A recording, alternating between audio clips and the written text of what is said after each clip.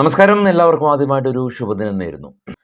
ഈ നിഫ്റ്റിയുടെ all time high, അതല്ലെങ്കിൽ ബാങ്ക് നിഫ്റ്റിയുടെ ഓൾ ടൈം ഹൈ ഇപ്പോൾ ഓർത്ത് വെക്കുക അത്ര ബുദ്ധിമുട്ടായ ഒരു സംഗതിയായിട്ട് മാറിയിട്ടുണ്ട്. കാരണം ഓരോ ദിവസവും നിഫ്റ്റി പുതിയ fresh all time high create ചെയ്ത് മുന്നോട്ട് പോവുകയാണ്. ഇന്നലെയും Nifty all time high create ചെയ്ത് 23,664.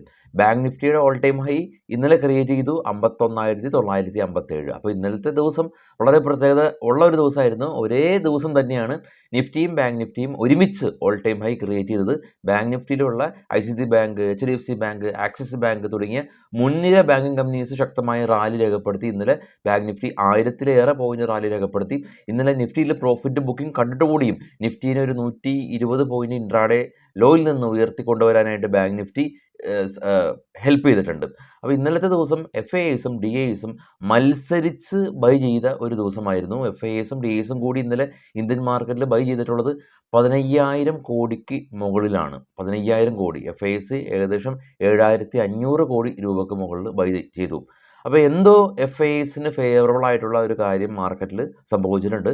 ലോങ് ടൈം ക്യാപിറ്റൽ ഗെയിനായിട്ട് സംബന്ധിച്ചുള്ള ടാക്സായിട്ട് ബന്ധപ്പെട്ടുള്ള കാര്യങ്ങളാവാം. കാരണം അവർ വളരെ വലിയ സെല്ലിംഗ് മോഡലായിരുന്നു. അതിനുശേഷം മാർക്കറ്റ് മുകളിലേക്ക് കയറി, DIIസിൻ്റെയും റീറ്റെയിലേഴ്സിൻ്റെയും പാർട്ടിസിപ്പേഷൻ കൊണ്ട് മുകളിലേക്ക് കയറിയ ഒരു അവസ്ഥയിൽ വീണ്ടും അവർ ബൈ ചെയ്ത് മാർക്കറ്റിലേക്ക് മുകളിലേക്ക് കൊണ്ടുപോകുന്ന വളരെ അൺയൂഷ്വൽ ആയിട്ടുള്ളൊരു കാര്യമാണ് ഇപ്പോൾ മാർക്കറ്റിൽ നടക്കുന്നത്. ഇത് അൺയൂഷ്വൽ ആയതുകൊണ്ടാണ് ഇന്നലെ മാർക്കറ്റ് കയറിയിട്ട് പോലും ഇന്ത്യ വിക്സ് ഒരു 6% സ്പൈക്ക് ഉണ്ടായിട്ടുള്ളത്. അപ്പോൾ ഈ ഒരു എക്സിറ്റ് പോൾ ബലത്തിൻ്റെ സമയത്ത് ആ ഒരു ദിവസം നിഫ്റ്റി ഫോളായ ഒരു ലോയിൽ നിന്ന് 2,300 പോയിൻ്റാണ് ഏതാനും ദിവസങ്ങൾ കൊണ്ട് നിഫ്റ്റി തിരിച്ചു കയറിയത്. എന്നാൽ എക്സിറ്റ് പോൾ ബലത്തിൻ്റെ ആ ഒരു ദിവസം മാർക്കറ്റ് ഫോള് ആയത് അന്വേഷിക്കാനായിട്ട് പ്രതിപക്ഷം സെബിക്ക് കത്ത് അയച്ചിട്ടുണ്ട്. അങ്ങനെയുള്ള അന്വേഷണങ്ങൾ അവിടെ നടക്കുമ്പോഴാണ് നിഫ്റ്റി 2,300 പോയിൻറ്റിൻ്റെ ഒരു ഗെയിൻ കിട്ടിയിട്ടുള്ളത്. നിഫ്റ്റി ഫർദറായിട്ട് റാലി ചെയ്തിട്ടില്ല, ഫോൾ ആയിട്ടില്ല. ഏഷ്യൻ യൂറോപ്യൻ മാർക്കറ്റുകളിലെല്ലാം തന്നെ നമ്മുടെ മാർക്കറ്റ് ഇന്നലെ ക്ലോസ് ചെയ്തതിന് ശേഷം യൂറോപ്യൻ മാർക്കറ്റെല്ലാം തന്നെ മിക്സഡായ രീതിയിലാണ് ഉണ്ടായിട്ടുള്ളത്. ഇന്ന് പൊതുവെ ഒരു പ്രത്യേക ഇൻഡിക്കേഷനൊന്നും നമുക്ക് കാണിച്ചു തരുന്നില്ല. ഇന്ന് നിഫ്റ്റിയുടെ എക്സ്പയറി ആയ ദിവസമാണ്. മറ്റുള്ള കാര്യങ്ങളിലേക്ക് നമുക്ക് കടക്കാം. സ്റ്റോക്കുകളുടെ വാർത്തകളിലേക്ക് നമുക്ക് ആദ്യം പോകാം.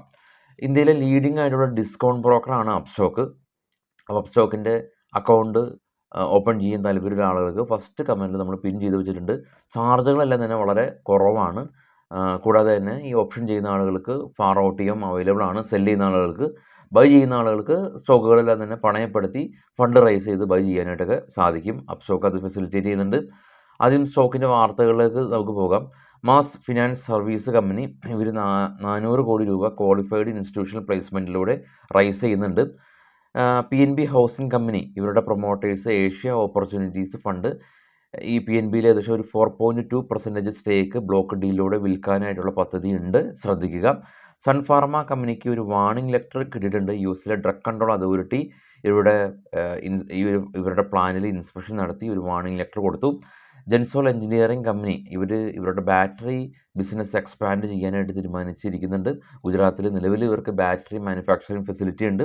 അപ്പോൾ ഇതിൻ്റെ പ്രവർത്തനം വിപുലപ്പെടുത്താനായിട്ട് കമ്പനി തീരുമാനിച്ചു. സഫയർ ഫുഡ് കമ്പനി ഇവർ സ്റ്റോക്ക് സ്പ്ലിറ്റ് ചെയ്യുകയാണ്. 5:1 എന്ന റേഷ്യോയിലാണ് സ്റ്റോക്ക് സ്പ്ലിറ്റ് ചെയ്യുന്നത്. അതായത് ഒരു സ്റ്റോക്ക് 5 സ്റ്റോക്കായി മാറും. എന്തിനാണ് ഇങ്ങനെ സ്പ്ലിറ്റ് ചെയ്യുന്നത് എന്ന് ചോദിച്ചാൽ സ്റ്റോക്കിൻ്റെ വില കുറയും. സ്റ്റോക്കിൻ്റെ വില സ്പ്ലിറ്റ് ചെയ്യുക, പ്രൈസാണ് സ്പ്ലിറ്റ് ചെയ്യുന്നത്. നിലവിലുള്ള ഇവരുടെ ഇൻവെസ്റ്റേഴ്സിന് ഈ സ്പ്ലിറ്റ് ചെയ്യുമെന്ന് കരുതി ഡിവിഡൻഡൊന്നും കൂടുതൽ കിട്ടില്ല. കാരണം ഫേസ് വാല്യൂ സ്പ്ലിറ്റ് ചെയ്യും. അപ്പോൾ ഫേസ് വാല്യൂ അനുസരിച്ചാണ് ഡിവിഡൻഡ് കിട്ടുന്നത്. അപ്പോൾ പക്ഷേ സ്പ്ലിറ്റ് ചെയ്യുക വഴി ഈ വില കൂടിയ സ്റ്റോക്ക് വില കുറയും. അപ്പോൾ കൂടുതൽ റീറ്റെയിൽ പാർട്ടിസിപ്പേഷൻ കൂടുമെന്നുള്ളൊരു കാരണം മാത്രമാണ് ഉള്ളത്.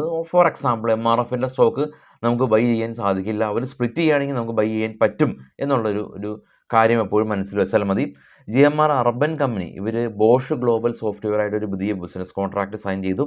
KE ഇൻഡസ്ട്രീസ് കമ്പനി ഇവർ റാക്കോയിലും ചിൻപാടയിലുമുള്ള 2 പ്ലാന്റിൽ ലേബർ സ്ട്രൈക്ക് നടക്കുകയാണ്, തൊഴിലാളികളുടെ സമരം നടക്കുകയാണ്. അതുകൊണ്ട് തന്നെ ഈ ഒരു പ്ലാന്റിൻ്റെ പ്രൊഡക്ഷൻ ഭാഗികമായി നിലച്ചിട്ടുണ്ടെന്നുള്ള ന്യൂസ് ഉണ്ട്, ശ്രദ്ധിക്കുക. റിലയൻസ് ഇൻഡസ്ട്രീസായിട്ട് ബന്ധപ്പെട്ട് ഇവരുടെ ജിയോയുടെ ട്രയഡ് റിപ്പോർട്ട് വന്നു. 26 ലക്ഷം സബ്സ്ക്രൈബേഴ്സ് ഏപ്രിലിൽ ആഡായിട്ടുണ്ട്. അപ്പോൾ കഴിഞ്ഞ വർഷം ഏപ്രിലിൽ 21 ലക്ഷം സബ്സ്ക്രൈബേഴ്സ് ആയിരുന്നു. അപ്പോൾ ഇയർ ഓൺ ഇയർ നോക്കുകയാണെങ്കിൽ നല്ലൊരു ഗംഭീര വളർച്ചയായിട്ടുണ്ട്. ഐഡിയ എന്നാൽ ഇയർ ഓൺ ഇയർ നോക്കുമ്പോൾ കൊഴിഞ്ഞു പോക്ക് കൂടിയിട്ടുണ്ട്. കഴിഞ്ഞ തവണ 6 ലക്ഷമായിരുന്നെങ്കിൽ ഈ തവണ 7 ലക്ഷം സബ്സ്ക്രൈബേഴ്സ് കൊഴിഞ്ഞു പോയി, ലോസ്റ്റായി. എയർടെൽ 7 ലക്ഷം സബ്സ്ക്രൈബേഴ്സ് ആഡായിട്ടുണ്ട്. ഇതാണ് ഒരു ട്രായുടെ ടെലകോം റിപ്പോർട്ട് വന്നിട്ടുള്ളത്. ബ്രിഗേഡ് എൻ്റർപ്രൈസസ് കമ്പനി ഇവർ കൊച്ചിയിലെ ഇൻഫോ പാർക്കിൽ 150 കോടി രൂപയുടെ ഒരു പുതിയൊരു തേർഡ് ടവർ ഇവർ കൺസ്ട്രക്ഷൻ ചെയ്യുന്നുണ്ട്. ബ്രിഗേഡ് എൻ്റർപ്രൈസസ് കമ്പനി ഒരു റിയാലിറ്റി കമ്പനിയാണ്. കൊച്ചിയിലെ ഇൻഫോ പാർക്ക് എന്ന് പറയുന്നത് കൊച്ചിയിലെ ഐ ടി മേഖലയാണ്, ഐ ടി സർവീസസ് കൊടുക്കുന്ന മേഖലയാണ്. നമ്മളുടെ ഓഫീസ് കൊച്ചി ഇൻഫോ പാർക്കിൻ്റെ വളരെ അടുത്ത് തന്നെയാണ് സ്ഥിതി ചെയ്യുന്നത്. സോ ഡിസ്റ്റിലറീസ് കമ്പനി ഈ ഒരു ചൈൽഡ് ലേബർ ആരോപിച്ച് ബാലവേല ഇവരുടെ പ്ലാന്റിൽ ചെയ്യുന്നുണ്ടെന്നുള്ള ഒരു കാരണം കൊണ്ട് മധ്യപ്രദേശ് സർക്കാർ ഇവരുടെ ലൈസൻസ് റദ്ദാക്കിയിട്ടുണ്ട്. ശ്രദ്ധിക്കുക. എമിക്കോൺ എലക്ട്രോൺ കമ്പനിക്ക് 33 കോടി രൂപയുടെ ഓർഡർ കിട്ടി. Indian oil corporation company biogas project ചെയ്യാനായിട്ട് ഇവർ JPC റിന്യൂവബിൾ ആയിട്ടൊരു പുതിയ ബിസിനസ് കോൺട്രാക്റ്റ് സൈൻ ചെയ്തു.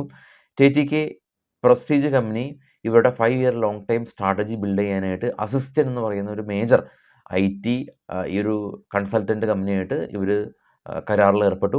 ഓറിയൻ പ്രോ കമ്പനിയുടെ റവന്യൂ ടാർഗറ്റ് ഇവർ 25% ഉയരുമെന്ന് കമ്പനി അഭിപ്രായപ്പെട്ടിട്ടുണ്ട്. ഗ്ലോബൽ മാർക്കറ്റ് നമുക്ക് നോക്കുമ്പോൾ ഏറ്റവും ടോപ്പിൽ bitcoin 65,000, gold $2,328 per ounce, brent oil 85, Australia, China, Korea, Japan മാർക്കറ്റുകളെല്ലാം തന്നെ പ്രത്യേകിച്ച് ഒരു ഡയറക്ഷനൊന്നും നമുക്ക് കാണിച്ചു തരുന്നില്ല. ഫ്ലാറ്റായ രീതിയിലാണ്. ഇന്ന് നിഫ്റ്റിയുടെ എക്സ്പയറി ആണ് 23,516 സ്പോട്ടായി നിൽക്കുമ്പോൾ നമ്മൾ ഇന്നലെ കണ്ടതുപോലെ 24,000 കോള് ഹയർ ഓപ്പൺ ഇൻട്രസ്റ്റ് ആയിട്ടും 23,000 പുട്ട് മേജർ സപ്പോർട്ട് സോണായിട്ടും ആക്ട് ചെയ്യുന്നുണ്ട്. അതായത് വളരെ അകലെയാണ് ഇപ്പോൾ ഓപ്ഷൻ റൈറ്റേഴ്സ് നിൽക്കുന്നത്. ഇന്നലെ ബാങ്ക് നിഫ്റ്റി 1000 പോയിൻ്റ് ഒരു മൂവ്മെൻറ്റ് ഉണ്ടാക്കിയെങ്കിൽ ഇന്ന് നിഫ്റ്റി എന്തുകൊണ്ട് അത്തരം വലിയൊരു മൂവ്മെൻറ്റ് ഉണ്ടാക്കിക്കൂടാ എന്നുള്ള ആ ഒരു പേടിയുടെ ആ ഒരു ചിന്തയുടെ പുറത്താണ് ഓപ്ഷൻ റൈറ്റേഴ്സ് എല്ലാം തന്നെ ദൂരെ മാറി ഇരിക്കുന്നത്. അപ്പോൾ FIs കനത്ത ബൈയിങ് തുടരുകയാണ്.